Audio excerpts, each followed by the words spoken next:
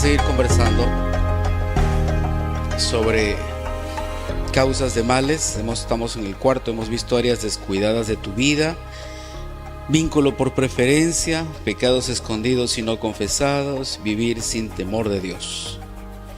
Una de las cosas importantes que hemos visto en Romanos 15:4 dice: porque las cosas que se escribieron antes para nuestra enseñanza se escribieron, a fin de que por la paciencia y la consolación de las Escrituras tengamos esperanza. ¿Puedes ver el corazón de Dios ahí? ¿Para qué tienes que leer la Biblia? ¿Qué dice allí?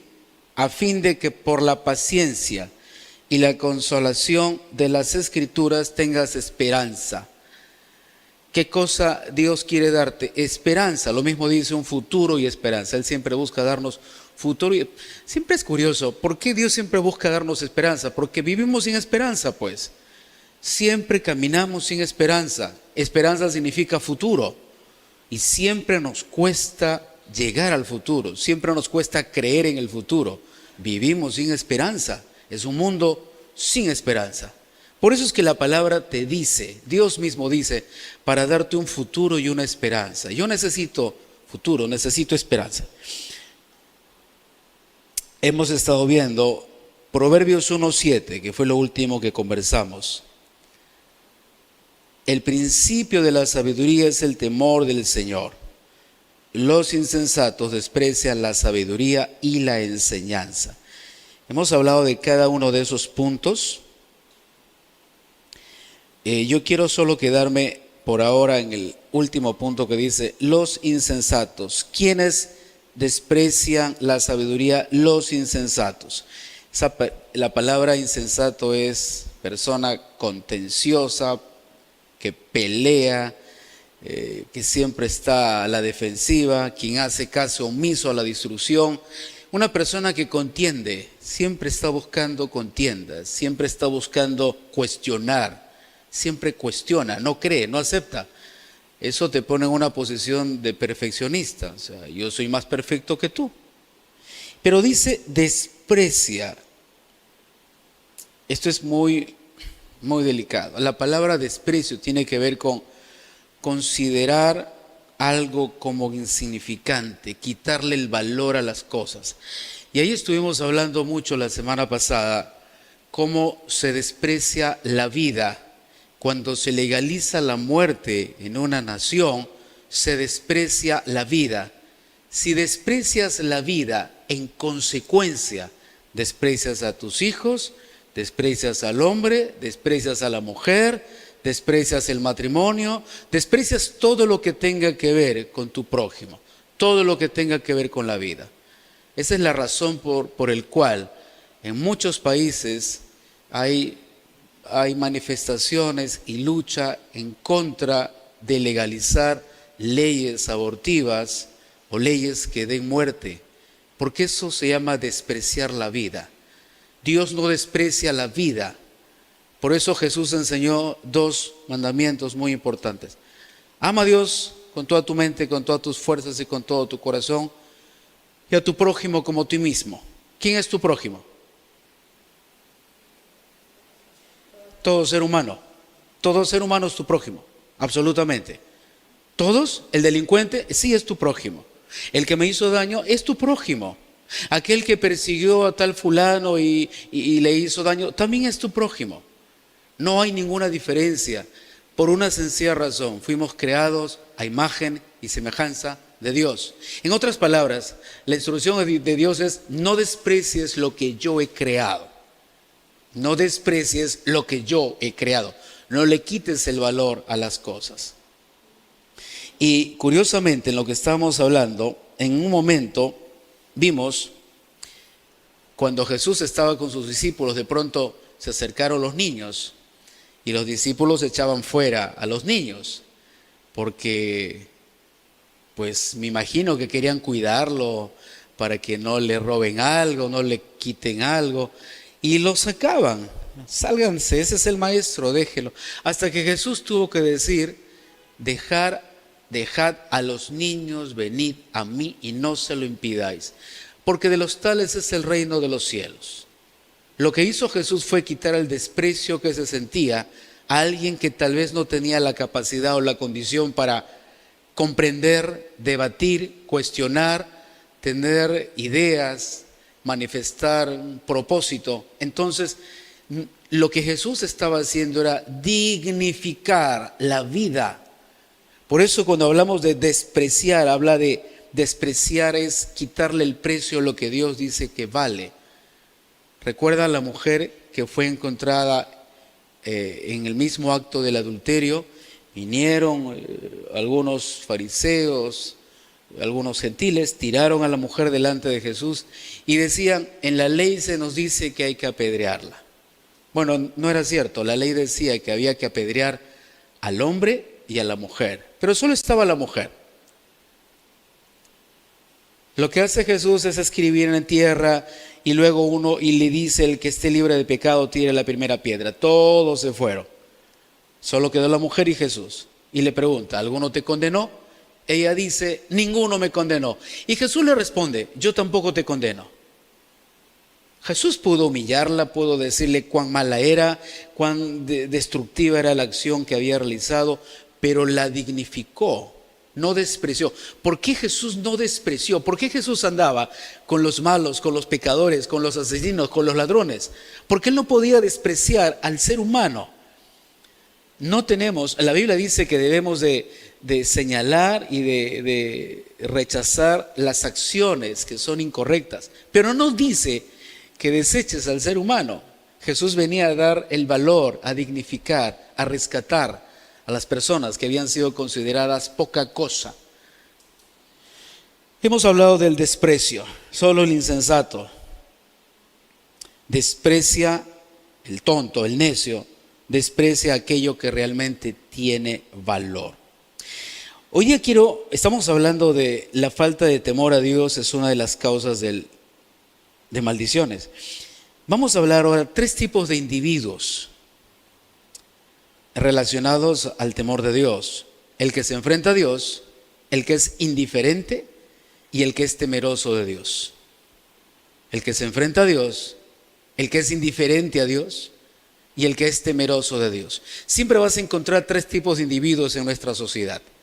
En estos 3 puedes agrupar las características de muchas personas. Tú podrías estar ahí también identificado: el que se enfrenta a Dios, el que es indiferente a Dios y el que tiene temor de Dios. Vamos a ver el primero. Eso lo hemos conversado, lo hemos leído también. En Lucas capítulo 23, versículo 39. Allí encontramos esta historia.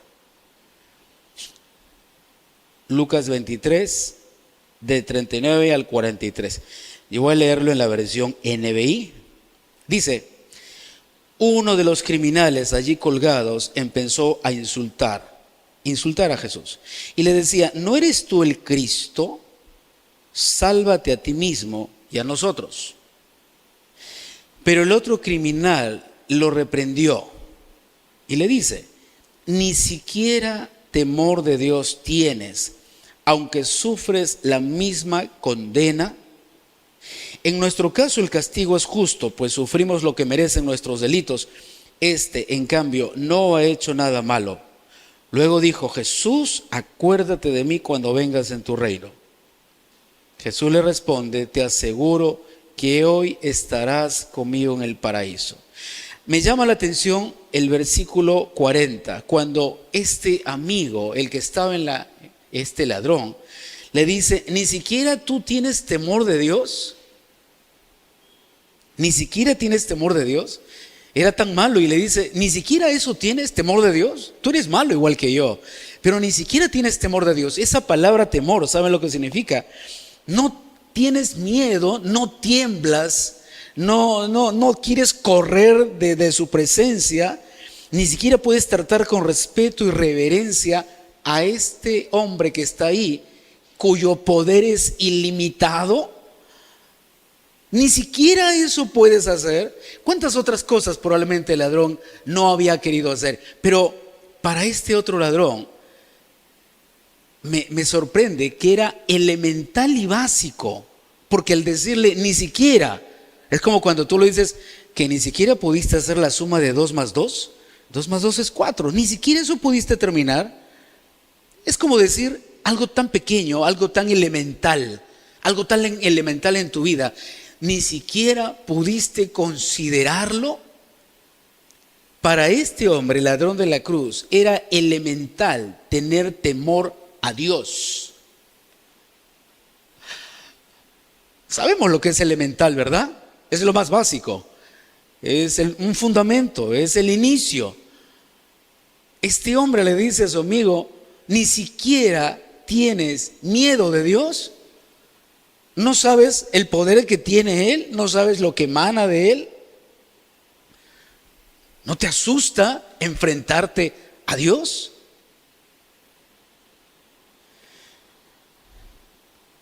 Quiero darte 3 características del que se enfrenta a Dios. Vamos a ver 3 características de aquel que se enfrenta a Dios, de estas personas que no tienen temor de Dios y se enfrentan. Vamos a ver 3 características. Hay muchas, vamos a tomar solo 3. La primera de ellas es altivo. La palabra altivez también se traduce como orgulloso.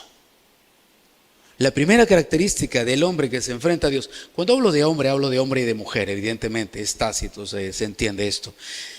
Una de las primeras características es ser altivo, orgulloso.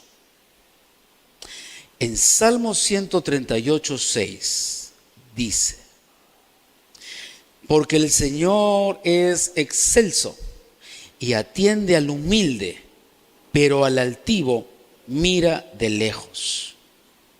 Ahí esa palabra altivo significa alguien alto, elevado, orgulloso, quien se cree superior en su posición, quien cree que obtiene las cosas por mérito propio. Una persona muy elevada. Y es algo que sucedió, es algo muy parecido de lo que sucedió con Luzbel.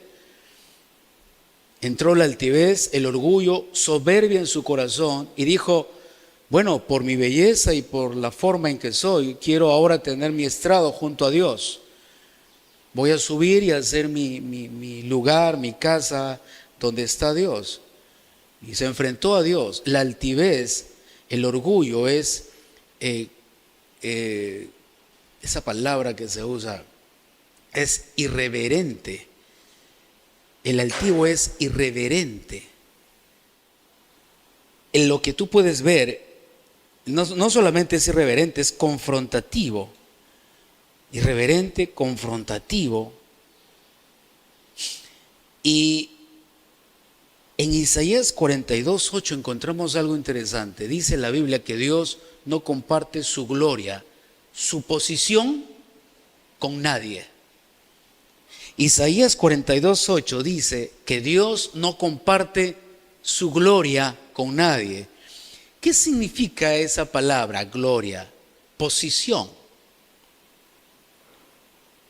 A ver, si la Biblia dice que Dios no comparte su posición con nadie, ¿qué cosa sería usurpar la posición de Dios? ¿Qué cosas en nuestra vida podrían estar usurpando la gloria de Dios o la posición que tiene Dios en la tierra, sobre mi vida, sobre el universo? ¿Qué acciones estoy tomando que estén usurpando la posición de Dios? Podemos tomar un ejemplo. Siempre encontramos esta famosa palabra: yo soy el proveedor de mi casa, yo traigo los recursos para mi casa. A ver, habían 3 elementos en el arca del pacto. 3 elementos. ¿Se acuerdan? La vara de Aarón que reverdeció, el maná y las tablas de la ley. 3 elementos. El arca del pacto tipificaba Dios. Yo soy Dios.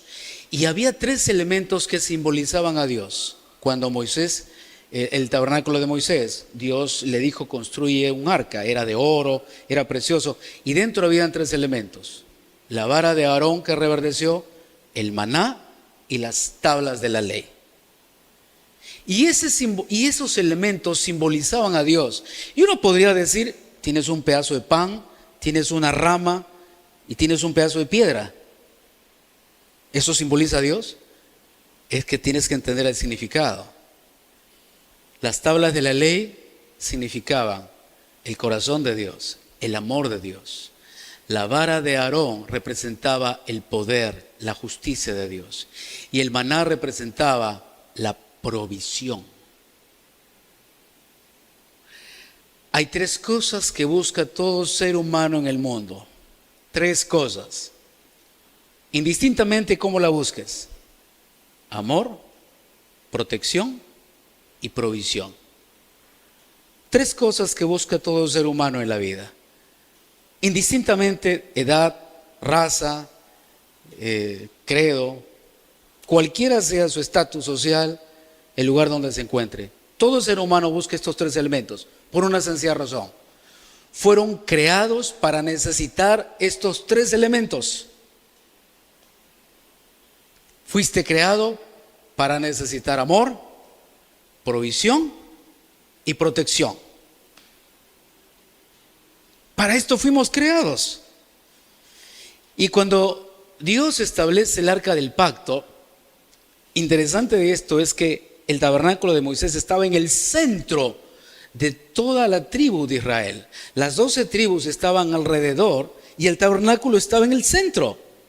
Era imposible no ver a Dios, era imposible no ver el tabernáculo, era imposible no saber que en el tabernáculo habían tres cosas. ¿Qué cosas? ¿Que simbolizaban qué cosa? El amor, protección y la provisión. Era imposible que nadie no sepa, era imposible que nadie no sepa, no se haya informado, no le haya enseñado que en ese lugar iba a encontrar amor, provisión y protección. Era imposible. Este fue el deseo de Dios. ¿Por qué Dios se los brindaba? Porque fueron creados con esta necesidad. ¿Y quién las iba a suplir? Dios. La creación del hombre, el hombre no fue creado para ser independiente de Dios. No fue creado para vivir de forma independiente de Dios. Esos tres elementos son los que busca todo ser humano, indistintamente, en cualquier lugar, en cualquier medio, en cualquier espacio. Amor, protección y provisión. Entonces, cuando tú usurpas esa posición, ¿qué estás usurpando? La gloria de Dios. La gloria de Dios. Tú no puedes usurpar la posición que le pertenece a Dios. Isaías 42:8 dice: yo no comparto mi gloria con nadie. Yo no comparto mi posición con nadie. ¿Cuándo dejé de ser proveedor para mi casa? El día que me di cuenta que Dios era mi proveedor. Yo no soy el proveedor en mi hogar, es Dios.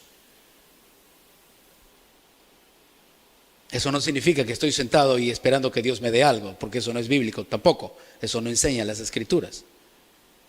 Entonces el altivo usurpa la posición que le corresponde a Dios. Por eso es soberbia, orgulloso. En Deuteronomio hay una parte donde Dios le dice al pueblo de Israel: cuando entres a las ciudades y hayas prosperado, tengas casas, animales, hayas crecido, acuérdate del Señor tu Dios, porque Él es quien te da el poder para hacer las riquezas. Tú no puedes hacerlo sin mí. Yo te voy a dar amor, protección y provisión. Lo tienes en mí.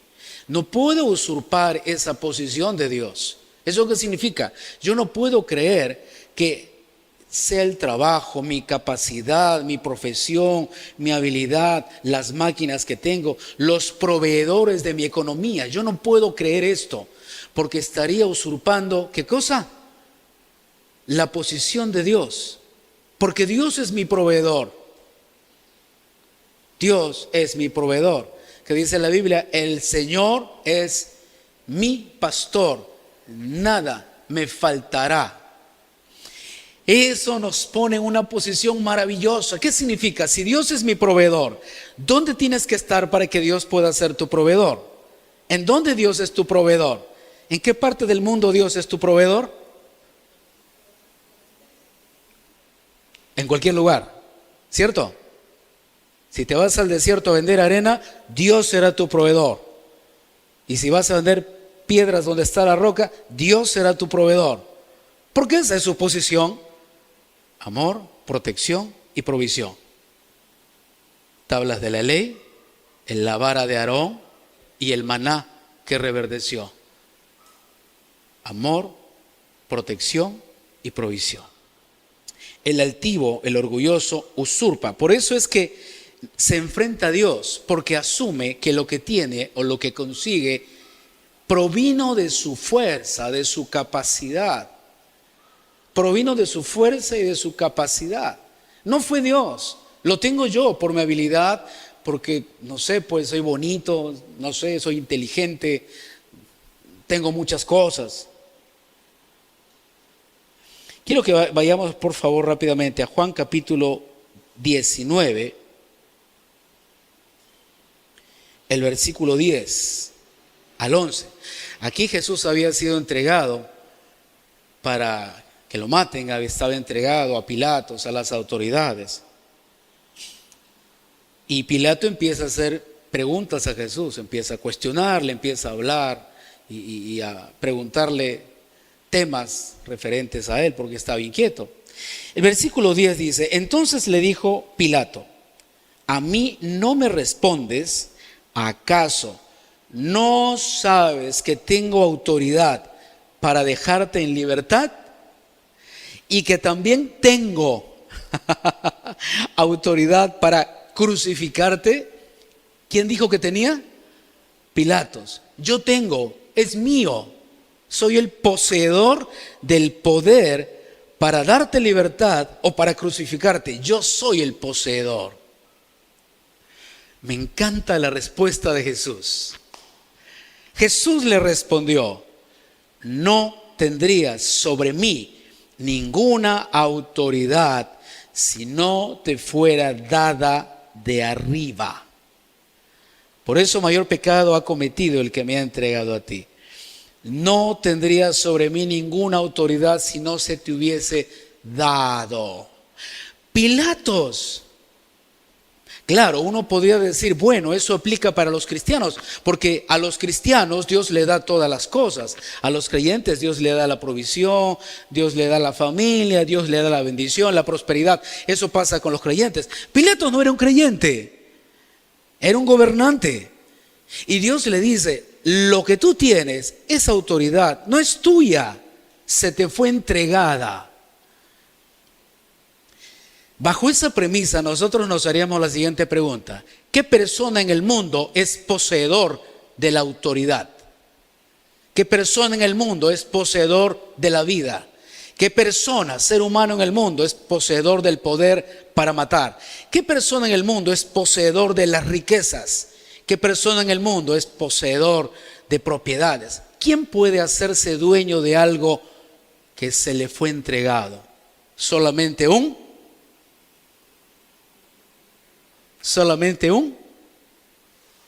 Si yo me hago dueño de algo que no es mío, ¿en qué me convierto? Ladrón. Soy un ladrón porque tomé algo que no es mío. No es mío, me fue entregado, me fue dado por Dios. Cuando escuchas este término, la vida que tengo es mía y yo hago con ella lo que quiero. Es mi vida, es mi cuerpo. ¿En serio? ¡Wow! El hacerte poseedor de algo que no es tuyo, el usurpar posición, objetos, cosas que no son tuyas, te convierte en un delincuente, te hace un ladrón. Te hace un ladrón, no es tuyo.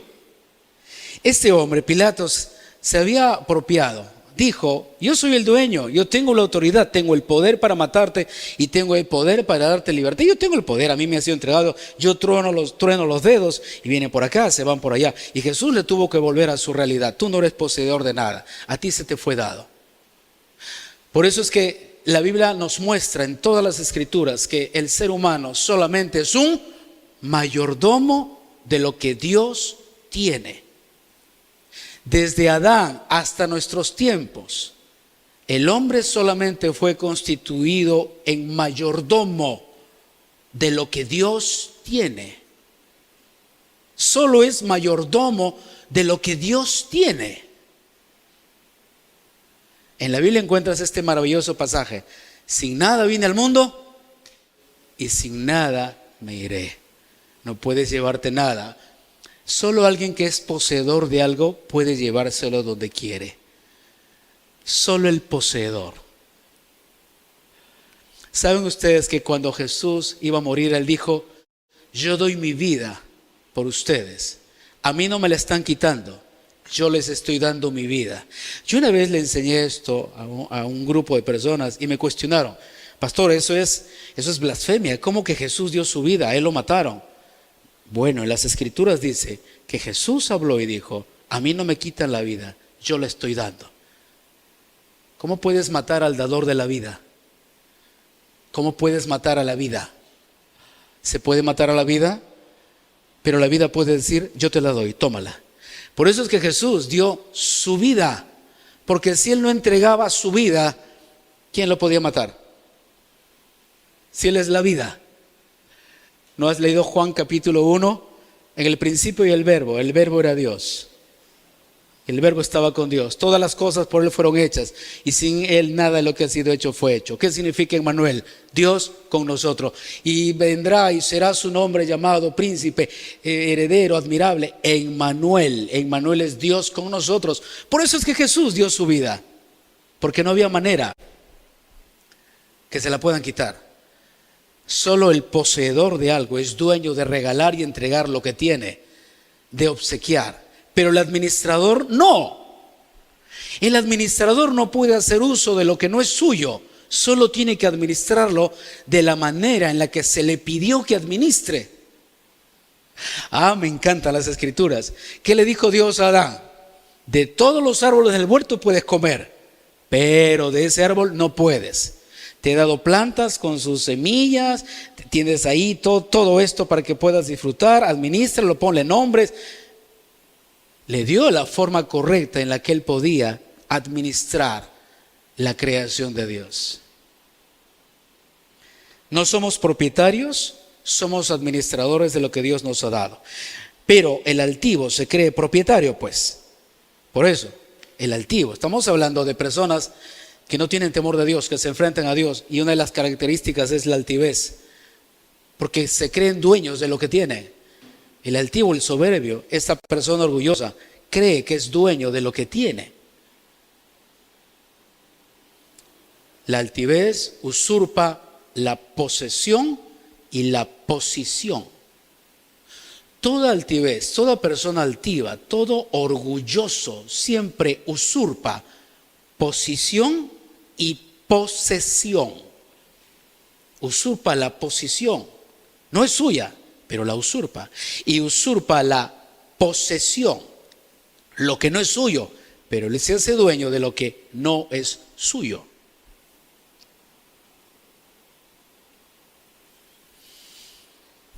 Vamos a ver otra de las características. Estamos viendo 3 características del que se enfrenta a Dios. Vamos a ver la segunda. No reconoce la autoridad ni se sujeta a ella. Otra de las características del que se enfrenta a Dios, el que no tiene temor a Dios, por eso se enfrenta a Dios, es que no reconoce la autoridad ni se sujeta a ella. En otras palabras, no rinde cuentas a nadie. Yo no rindo cuentas de mi vida a nadie porque yo soy mayor de edad. Yo puedo tomar mis propias decisiones. Tengo un documento que me acredita en mi país que ya soy mayor de edad, por lo tanto, puedo hacer lo que yo quiero.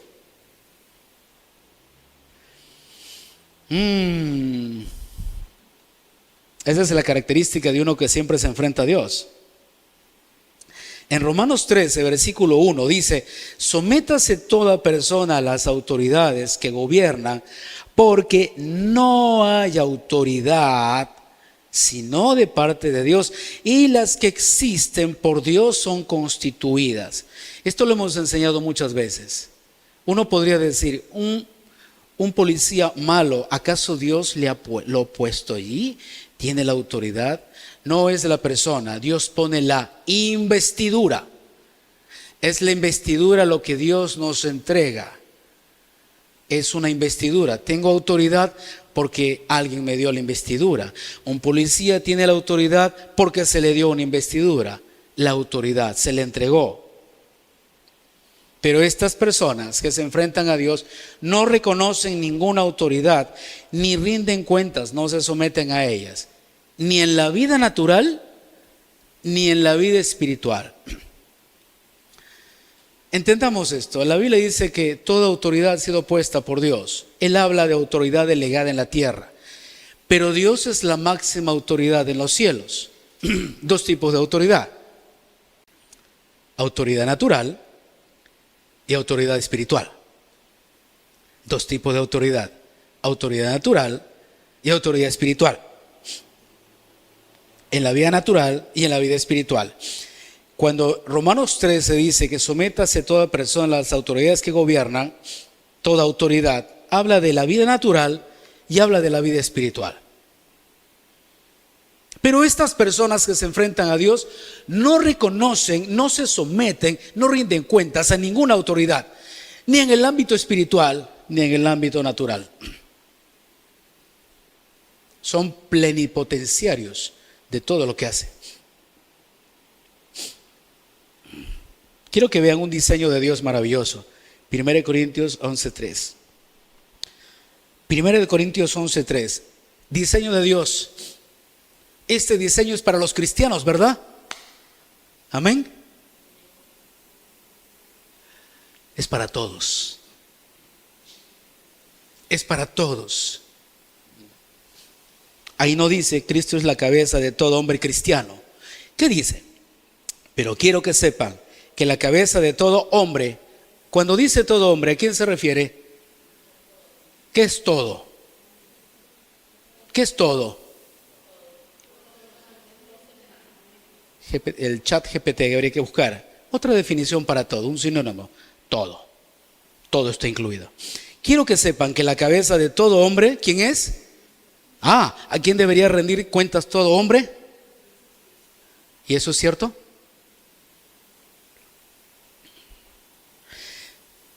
Si no rindes cuenta en la vida natural, ¿por qué rendirías cuenta en la vida espiritual?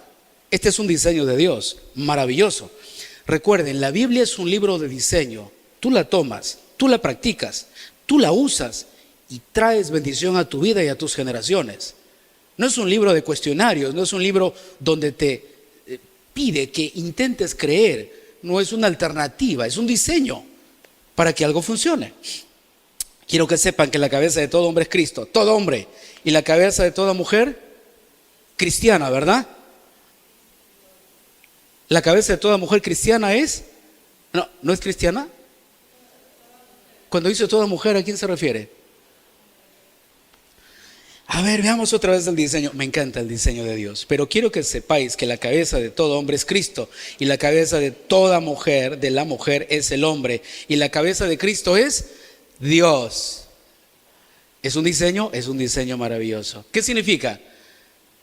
Por eso es que Jesús, cuando estuvo en la tierra, ¿qué decía? Yo no hago lo que quiero, yo hago lo que mi Padre me dice que debo de hacer. Cuando Jesús oraba en las noches, después de haber estado predicando y ministrando durante todo el día, luego iba y se presentaba delante del Padre, rendía cuentas de lo que estaba haciendo.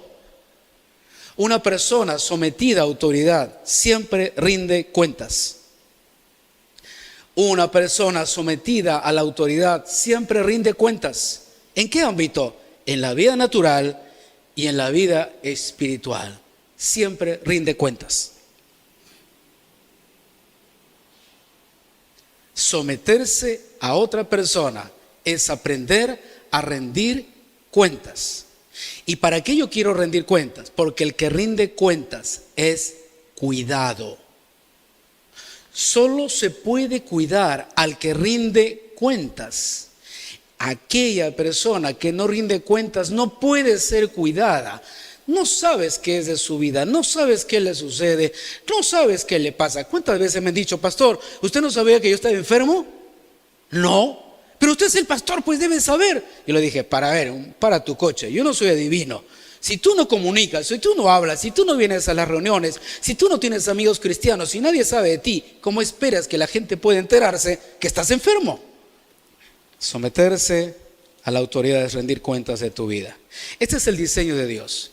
Por eso es que siempre enseñamos, antes del matrimonio, fíjate bien, ¿a quién vas a someter tu vida? ¿Quién va a ser tu cabeza? Antes que te cases, para todos los solteros, antes que te cases, fíjate, ¿a quién someterás tu vida? ¿Quién será tu cabeza? ¿Quién será tu autoridad? ¿Quién tendrá autoridad sobre ti? A veces no lo vemos, ¿verdad? Y queremos cambiar el diseño. El diseño no se puede cambiar. El hombre seguirá siendo hombre, la mujer seguirá siendo mujer, porque es el diseño de Dios. El día seguirá existiendo, la noche seguirá existiendo, la gravedad seguirá existiendo, los cielos, la tierra, hasta que Dios diga aquí se acabó. Pero no podemos cambiar el diseño de Dios. No se puede. Cuando intentas hacerlo, terminas lastimando tu vida. Y no solo lastimas tu vida, porque uno podría decir, bueno, es mi vida.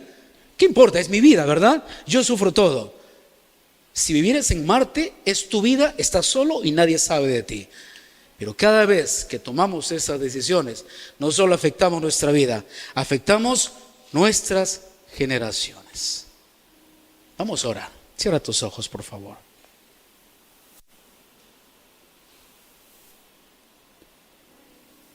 Padre, Señor, en este tiempo estamos agradecidos. Tu palabra es tan clara. Tú eres tan claro. Tus diseños son perfectos. Tu palabra es inmutable. Tu palabra no cambia. Tu palabra es perfecta. Tu voz está llena de amor. Tu sabiduría clama por las calles. Tu palabra llena de sabidurías nos inunda nuestro corazón. Pero a pesar de esto, Señor, a veces resistimos tanto a tu voz, resistimos tanto, Señor, tu consejo, resistimos, Señor, tu palabra. Perdónanos.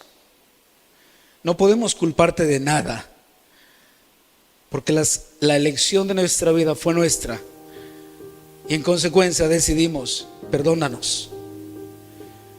No solo por ofenderte a ti y darle la espalda a tu diseño, sino por haber lastimado a nuestras generaciones, lastimado a los que nos aman por elecciones incorrectas, por no tener temor de ti, por enfrentarnos a ti.